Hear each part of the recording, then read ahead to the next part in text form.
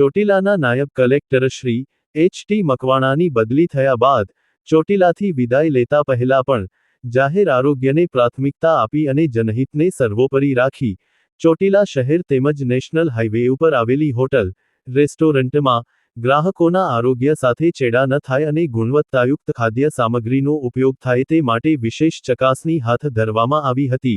આ કામગીરી માટે નાયબ કલેક્ટરશ્રી દ્વારા મામલતદાર સહિતના સંબંધિત અધિકારીઓ અને કર્મચારીઓની કુલ 7 અલગ અલગ સંયુક્ત ટીમોની રચના કરવામાં આવી હતી। આ ટીમો દ્વારા ચોટીલા શહેર તથા નેશનલ હાઈવે ઉપર આવેલી કુલ 22 હોટલ તથા રેસ્ટોરન્ટમાં પનીરની સઘન તપાસ કરવામાં આવી હતી।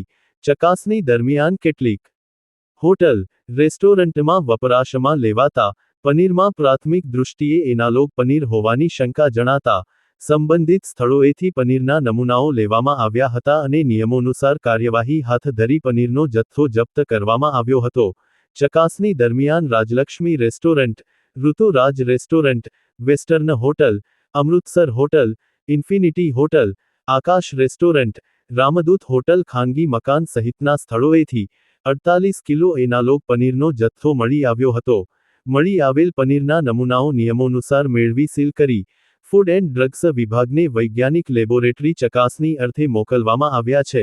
લેબોરેટરી તપાસના અહેવાલના આધારે લાગુ પડતા કાયદા અને નિયમો હેઠળ આગળની કાર્યવાહી હાથ ધરવામાં આવશે।